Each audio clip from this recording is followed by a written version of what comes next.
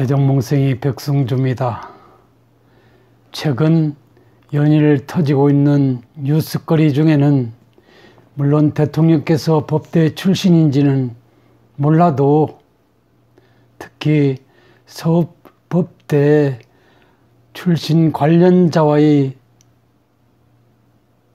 관계된 뉴스가 주종을 이루고 있다고 봐집니다. 그래서 한 중앙지 칼럼을 인용해서 대한민국은 서울법대 공화국인가라는 주제로 여러분한테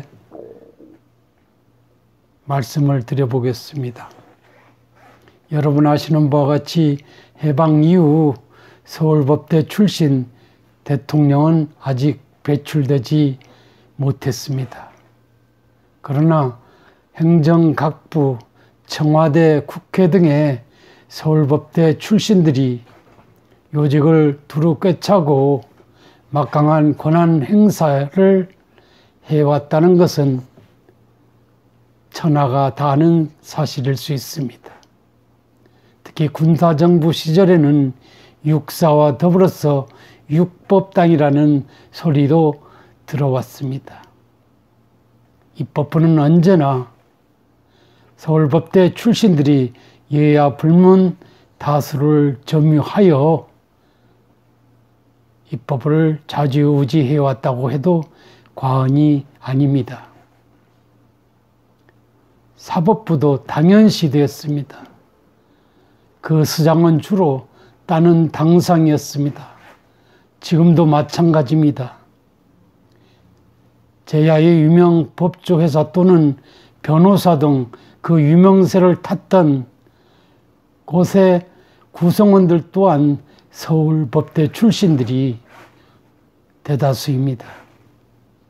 자치단체장도 예언은 아닙니다. 정부의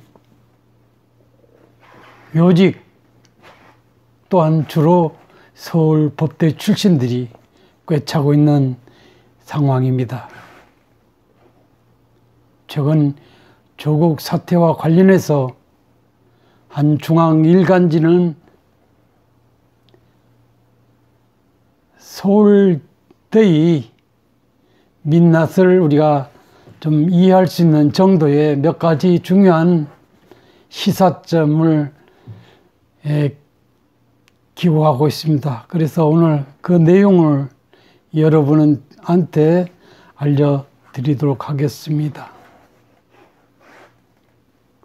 우선 전제는 서울대가 왜 글로벌 인류가 되지 못하는지를 목도할 수 있는 조직의 행태들을 칼럼을 통해서 기고하고 있는 그런 내용이 되겠습니다. 첫 번째로 서울대의 연간 예산은 약 1조 6천억 규모입니다. 국내 대학 최대이고요. 그래도 늘 부족해서 세계적인 인공 전문가 영입도, 구닥다리 실험실 장비 교체도 돈이 모자라서 못한다면서 난리법석입니다. 장학금을 신청하지 않아도 주고 학기 중에 불쑥 복직해 등산만 다녀도 월급을 준다고 신란하기도 했습니다. 두 번째로 학문 근친교배 왕국이다라는 내용이 되겠습니다. 연구 부정과 품앗이 인턴, 묻지마 장학금은 순혈주의 산물로 볼 수 있다고 했습니다. 전체 교수의 80% 이상이 선후배로 얽혀 수능주의가 만연하다고 합니다.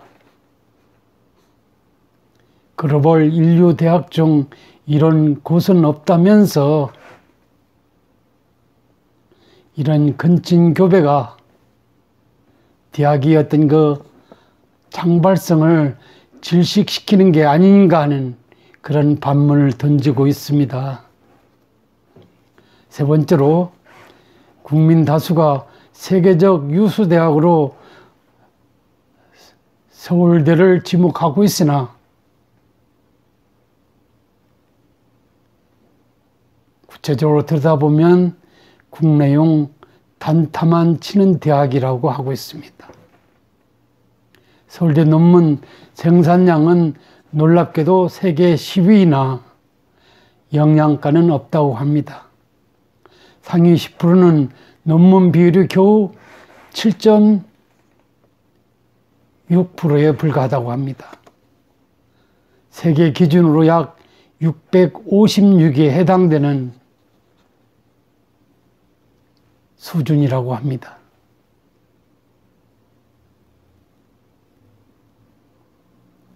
글로벌화는 심각한 수준으로서 외국인 교원이 5% 수준에 불과해서 아시아에서 1위인 싱가포르 대학과는 절반 수준에 머물고 있다고 하고 있습니다. 홍콩이나 싱가포르, 일본, 중국 등엔 서울대 이상 세계적 대학들이 있습니다. 그럼에도 우리나라에서만 서울대가 최고인 줄 국민 모두가 알고 있는데요. 어떤 잘못된 착각일 수 있다는 것입니다. 그 다음 네 번째로 서울대에서는 학생들을 잘 가르치고 있는지도 의문이라고 했습니다. 입학정원 3,179명은 산술적으로 전국 수험생 55만 명의 약 0.5에서 1%에 해당된다고 합니다.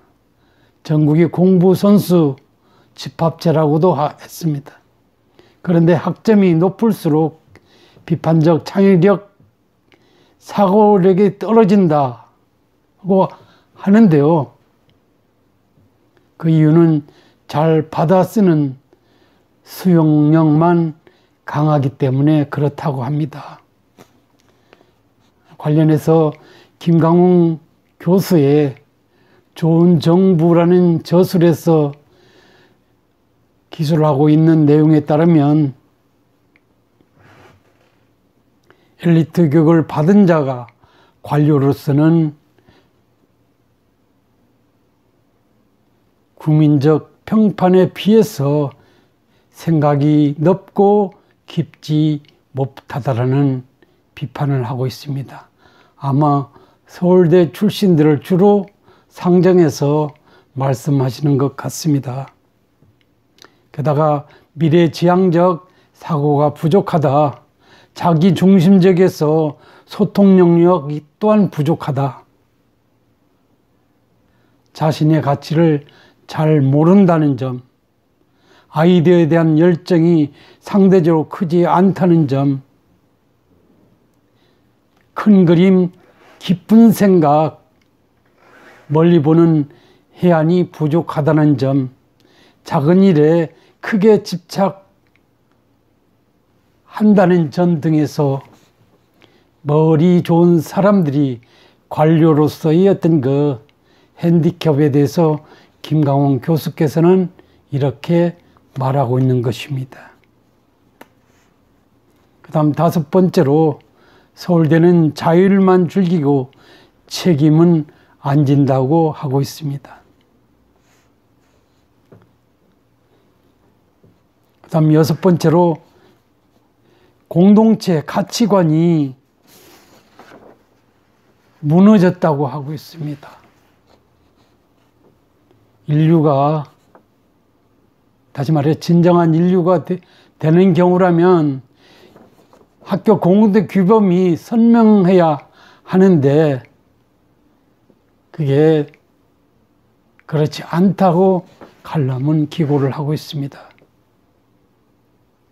그럼 또 마지막으로 서울대가 세계적 인류 대열에 뛰어들려면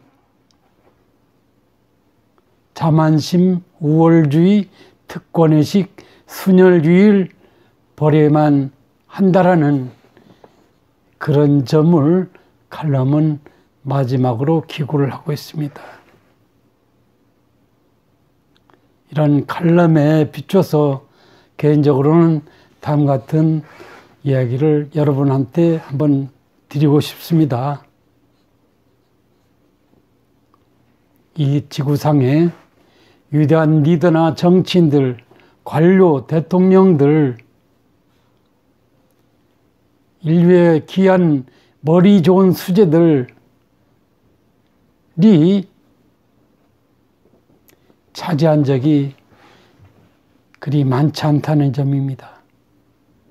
우리나라의 경우도 고졸 대통령, 사범학교 육사, 그저 대학 졸업자 대통령이 주류를 이루고 있습니다. 그 중에서 박사는 이승만 대통령에 불과합니다.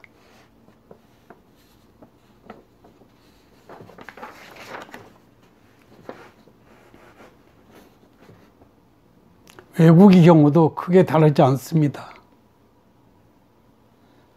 독일이 메르켈 총리, 트럼프, 아베 등 그래 머리 좋은 수재들은 아니었음에도 불구하고 어쨌든 세계의 영도자로서 큰 일익을 담당하고 있다는 점에서 시사하는 점이 있습니다.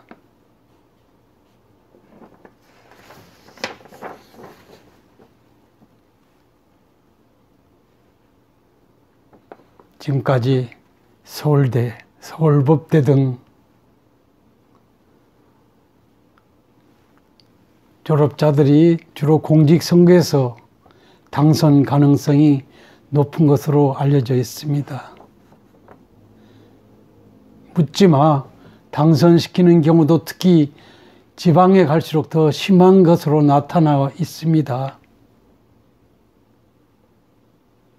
이번 4.15 국회의원 선거에서 각 지역마다 서울법대 출신들이 줄비하게 예비후보로 등록되어 있습니다. 한 지역구에 한두 명의 서울대 내지는 서울법대 출신들이 당선을 위해서 노력하고 있는 상황입니다.